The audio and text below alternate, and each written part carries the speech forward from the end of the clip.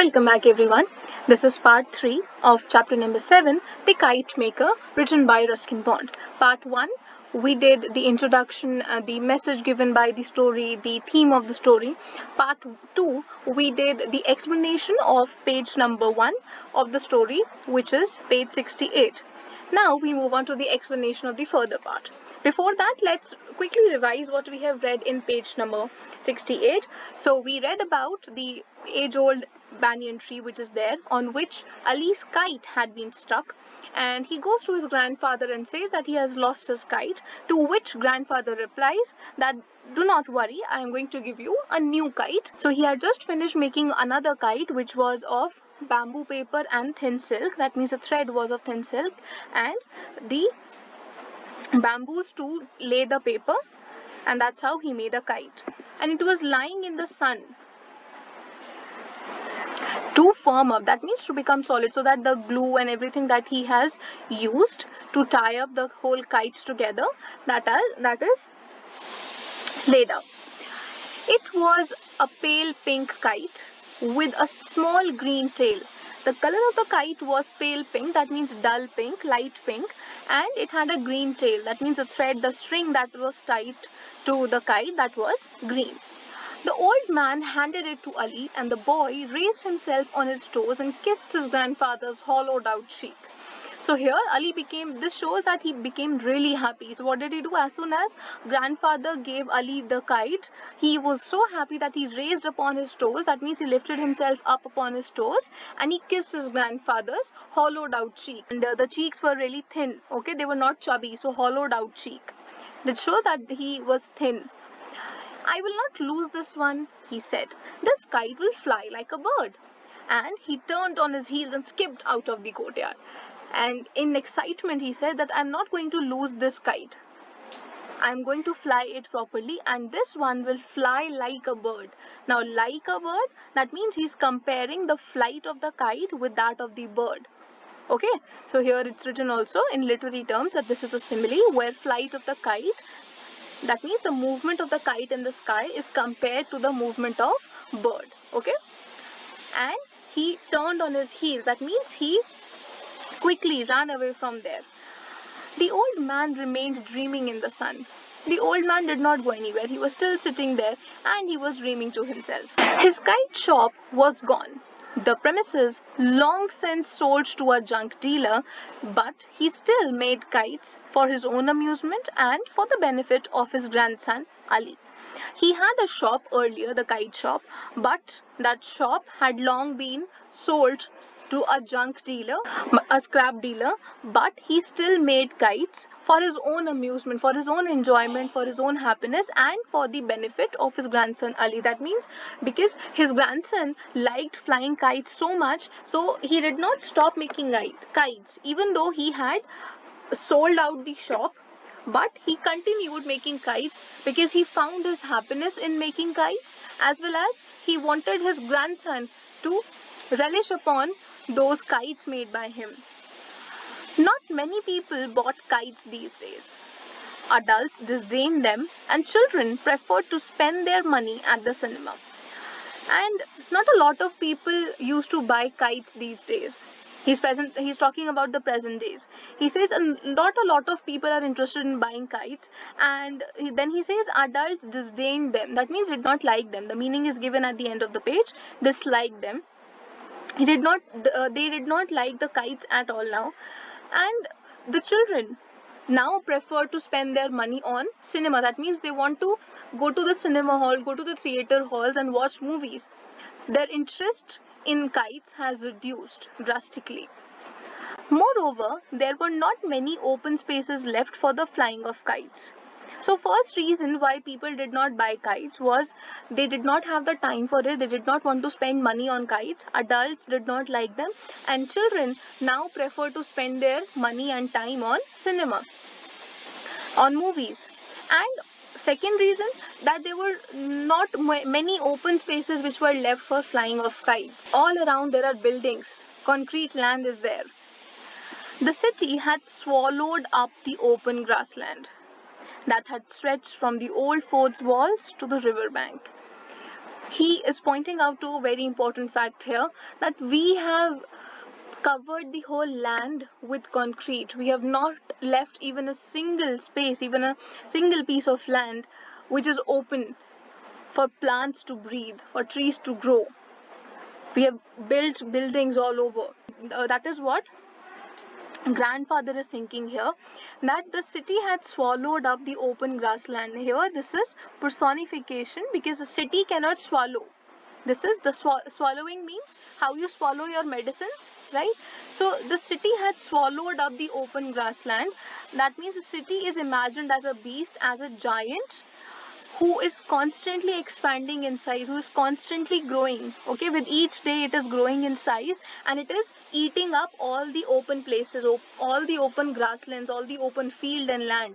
So here city has been imagined as a giant beast who is expanding in its size every day, and it is eating everything which is an open, like an open grassland, an open field.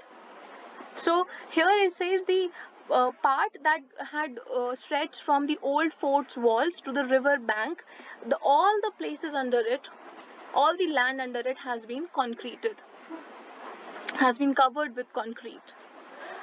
Sad, right? But the old man remembered a time when grown men flew kites and battles were fought, the kites swerving and swooping in the sky, tangling with each other until the string of one was severed. Severed means cut off, swerving, that means, as you can see, twisting and turning. Okay, that means how it's flying in the sky. But the old man becomes nostalgic here. That means he's able to recall the older times where grown men, that means adults, also flew kites, and great battles were fought. He's calling those battles as great because people really took those kite flying battles, those kite flying competitions really seriously. So great battles were fought between adults, that means grown men. The kites turning and twisting and swooping in the skies. Swooping, that means it is diving in the sky, like the birds dive in the sky into different directions. So swooping, the kites used to turn and twist and dive in the sky beautifully like a bird. Tangling with each other, the threads used to entangle with each other, आपस में फंस जाना. Okay, so tangling with each other until the string of one was severed. That means it was cut off. I hope you can imagine this, right? Then the defeated but liberated kite would float away into the blue unknown. And after it was severed, after the string of one of the kite was cut off, it was defeated. That means it had lost the battle, but it was liberated. It was free to fly into that unknown, the blue unknown. What is blue unknown? The sky which has no limit. The kite was free to fly anywhere without any limit into the sky. There was nobody to hold its string. It had got its freedom. Kite flying was then the sport of kings, and the old man remembered how the Nawab himself would come down to the riverside with his retinue to participate in this noble pastime. And then he remembers one more day when the kite flying used to be the sport of kings. How Nawab used to come with all his ministers and everybody used to participate in that royal pastime. Noble pastime means royal pastime. It was a royal way of passing the time, of spending the day.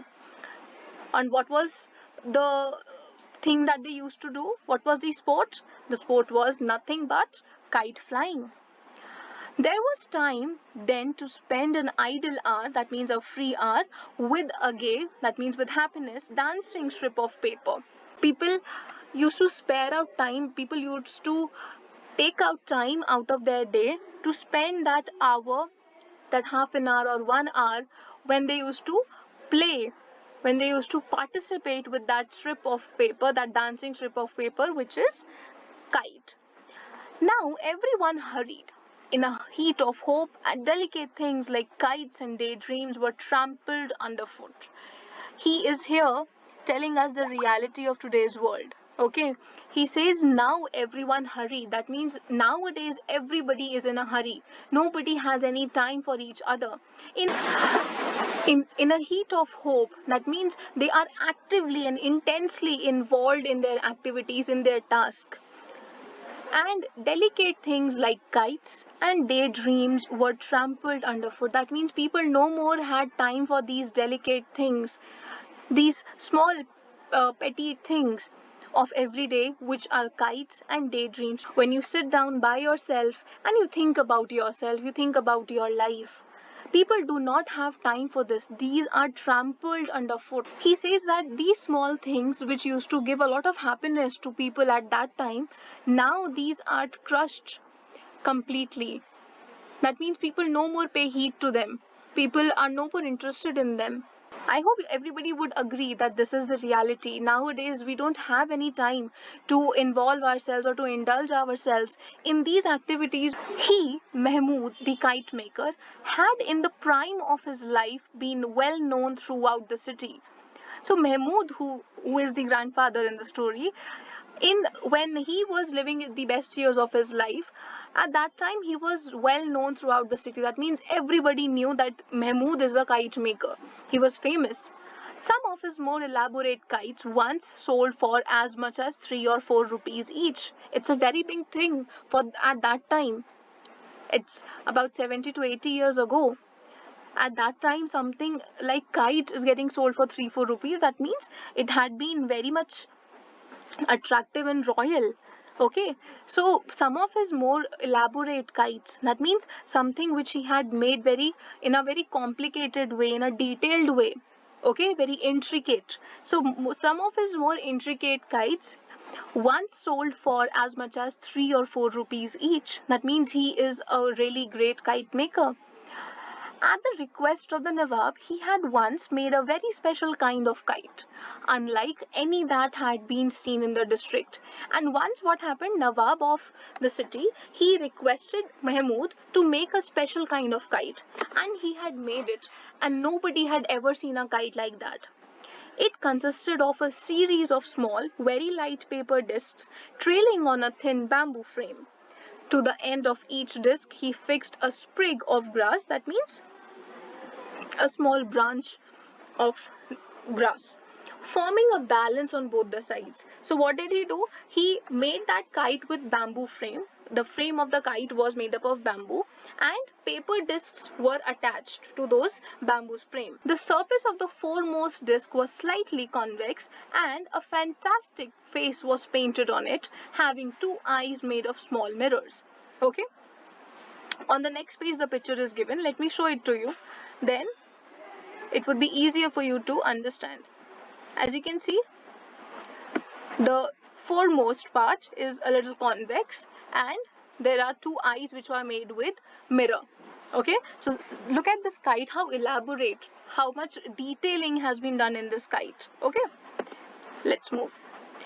Yeah, so it was slightly convex. That means a surface curving outwards. As we saw, mouth of the kite was curving outwards, and it had a fantastic face, an attractive face, which was painted on it. That means with a lot of bright colors, having two eyes made of small mirrors. And there were two eyes made of small mirrors, right? The discs decreasing in size from head to tail. The disc means the each part of paper which was connected to it. The discs, decreasing in size from head to tail, assumed an undulatory form and gave the kite the appearance of a crawling serpent. Its movement was in a wavy manner and which looked like a crawling serpent. Serpent is a snake, and it felt as if a snake is crawling. So the movement of the kite, even if you're moving it, was really wavy. It required great skill to raise this cumbersome device from the ground, and only Mahmud could manage it. That means that to handle this heavy and bulky kite from the ground and to raise it into the sky, great skill was required. That means one should know how to fly a kite really well, and only Mahmud was able to do it. Only Mahmud could manage it. So here in this page we have got to know about a lot of things about the older times, how kite was a very much significant part of noble pastime, how even Nawab was interested in a magnificent kite, and on special request, Mahmud had made that kite. Okay, we'll continue with the explanation of the next page in the next part. Let's read this food for thought. Let's increase our knowledge. Fun fact: kite fighting is a sport that originated in Southeast Asia but subsequently gained popularity across the whole globe. That means kite fighting, these kite battles were originally started in Southeast Asia, but then slowly and gradually they gained popularity. That means they became famous all around the globe, around the whole world. The focus of the game is to cut the string of the opponent's kite with the string of one's own kite. Understood? A special string called manja is made for this purpose, which is coated with crushed bits of glass. So manja is made with the crushed bits of glass so that it's easier for the person to cut the opponent's thread, the thread which is attached to the kite. Fighter kites are smaller and made with lightweight materials for greater control. And kites which are used for these battles are much more smaller, and these are lightweight. The material is very much lightweight so that you can easily control the kite. You don't need. Okay, I hope you must have understood this. I'm going to continue in the next part. Till then, go through all the parts which have been uploaded till now so that you are able to revise and you are updated when we start with the next part. Okay, all right.